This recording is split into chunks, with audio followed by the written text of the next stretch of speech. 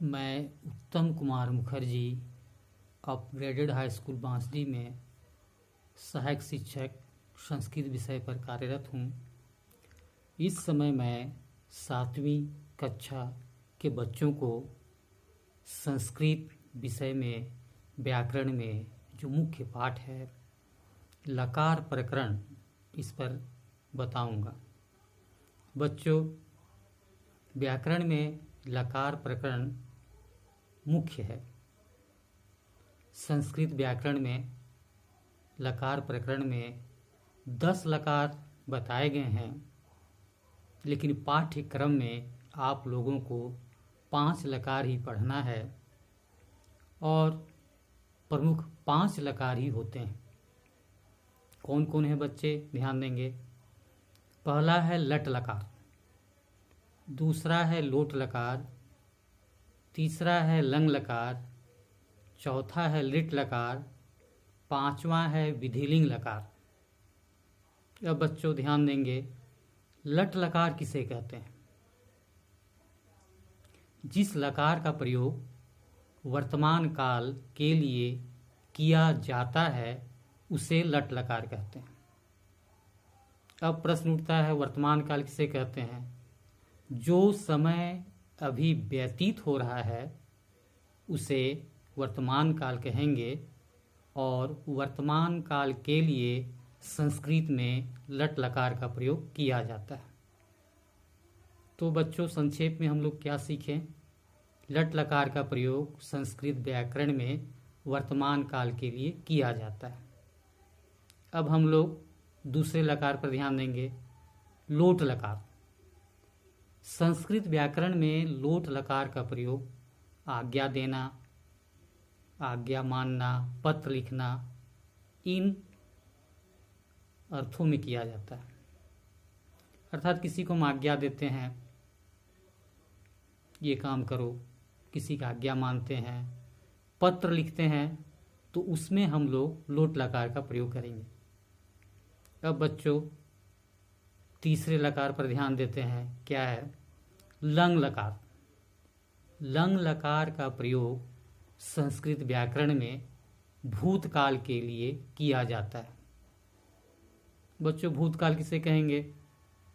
जो समय व्यतीत हो चुका उसे हम लोग भूतकाल कहते हैं। अर्थात कल जो गुजर चुका वो भूतकाल हुआ, और संस्कृत व्याकरण में भूतकाल के लिए लंग लकार का प्रयोग किया जाता है। अब हम लोग चतुर्थ लकार पर ध्यान दें, क्या है? चौथे पायदान पर है लिट लकार। जिस लकार का प्रयोग भविष्यत काल के लिए किया जाता है उसे लिट लकार कहते हैं। अर्थात जो समय आने वाला है उसे हम लोग भविष्यत काल कहते हैं, और संस्कृत व्याकरण में भविष्यत काल के लिए लिट लकार का प्रयोग किया जाता है। 5वां में है विधिलिंग लकार। अब तीनों काल तो हो गए, तीनों काल के लिए अलग अलग लकार का प्रयोग हो गया। लट लकार का प्रयोग वर्तमान काल के लिए हो गया, लंग लकार का प्रयोग भूतकाल के लिए हो गया, लिट लकार का प्रयोग भविष्यत काल के लिए हो गया। तो अब ये प्रश्न उठता है, स्वाभाविक रूप से आप लोगों के मन में उठेगा कि विधिलिंग लकार का प्रयोग हम लोग किस लिए करेंगे? तो संस्कृत व्याकरण में विधिलिंग लकार का प्रयोग चाहिए के अर्थ में होता है। अर्थात यदि किसी वाक्य में हो, तुम्हें पढ़ना चाहिए, तुम्हें खेलना चाहिए, तुम्हें माता पिता का आज्ञा का पालन करना चाहिए, ऐसा वाक्य हो और इसे संस्कृत में अनुवाद करना हो, तब हम लोग विधिलिंग लकार का प्रयोग करेंगे। तो बच्चों, संक्षेप में हम लोग जानेंगे 5 लकार का प्रयोग क्यों किया जाता है संस्कृत व्याकरण में। तो लट लकार का प्रयोग हम लोग वर्तमान काल के लिए करेंगे। लोट लकार का प्रयोग आज्ञा देना, आदेश देना, पत्र लिखना, इसके लिए हम लोग करेंगे। लंग लकार का प्रयोग हम लोग भूतकाल के लिए करेंगे, जो समय गुजर चुका।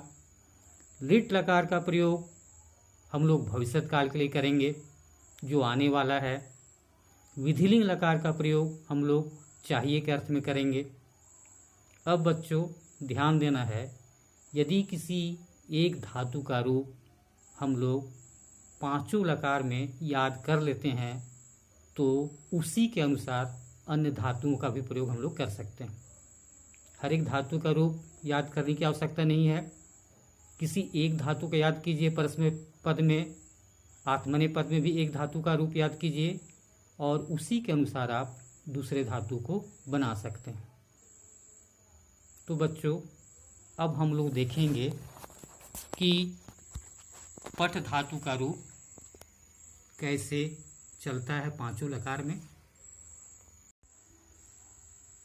यहाँ देखते हैं पठ धातु का रूप लट लकार में है। प्रथम पुरुष में है पठति पठत पठन्ति, मध्यम पुरुष में है पठसि पठत पठत, उत्तम पुरुष में है पठामि पठावह पठामः। इसी के अनुसार आप अन्य का बना सकते हैं। मान लीजिए भू धातु है तो हम प्रथम पुरुष में कर देंगे भवति, पठति के स्थान पर भवती हो गया, पठत के स्थान पर भवतः हो जाएगा, पठन्ति के स्थान पर भवंती हो जाएगा।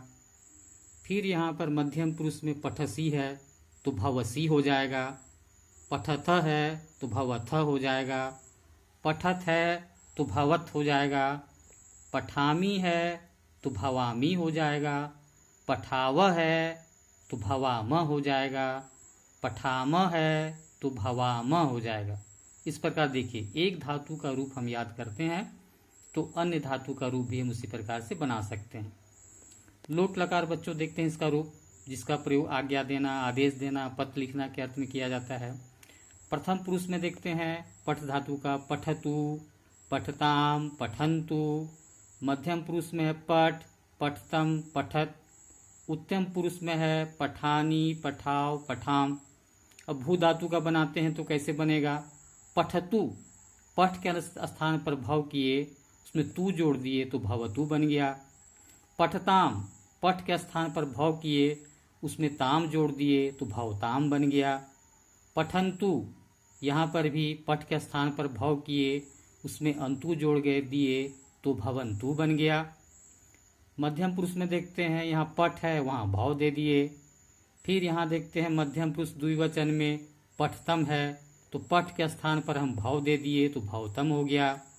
यहाँ पर देखते हैं मध्यम पुरुष बहुवचन में पठत है तो पठ के स्थान पर मेरे पास भव है, उसमें त जोड़ दिए तो भवत बन गया। उत्तम पुरुष में देखते हैं पठानी है तो पठ के स्थान पर मेरे पास भव है तो भवानी बन गया। उत्तम पुरुष के द्विवचन में देखते हैं पठाव है तो पठ के स्थान पर मेरे पास भव है तो भवाव बन गया। उत्तम पुरुष बहुवचन में देखते हैं पठाम है तो पठ के स्थान पर हम भव कर दिए तो भवाम बन गया। देखिए एक धातु से दूसरे धातु का रूप बन रहा है।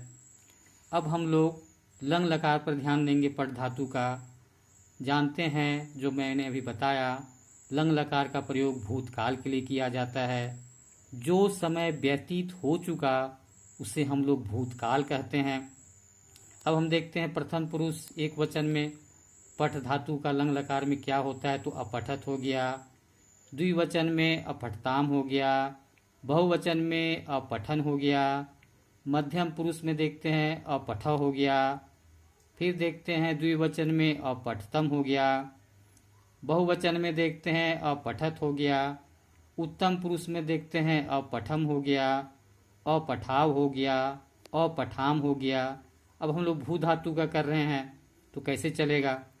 यहाँ देख रहे हैं अपठत, पठ धातु के पहले अ जोड़ दिए हैं तो हम भव के आगे अ जोड़ेंगे तो अभवत हो जाएगा। अंत में त हलंत है, अभवत हो गया। अपठताम, तो पठ के आगे अ जुड़ा है तो भव के आगे अ जोड़ दिए तो अभव हो गया। अंत में ताम जोड़ दिए तो अभवताम हो गया। बहुवचन में देखते हैं अपठन है तो पठ के आगे अ जोड़ा है तो भव के आगे अ जोड़ दिए तो अभव हो गया। बाद में न जोड़ दिए तो अभवन हो गया। मध्यम पुरुष में देखते हैं पठ है, पठ के आगे अ जुड़ा है तो भव के आगे अ जोड़ दिए तो अभव हो गया, विसर्ग दे दिए तो अभव हो गया। उसी प्रकार द्विवचन में देखते हैं, अपठतम है, पठ के स्थान पर मेरे पास भव है तो अभव हो गया, उसमें तम जोड़ दिए तो अभवतम बन गया। बहुवचन में देखते हैं, पठ के स्थान पर मेरे पास भव है, अ जोड़ दिए तो अभव हो गया, त जोड़ दिए तो अभवत बन गया।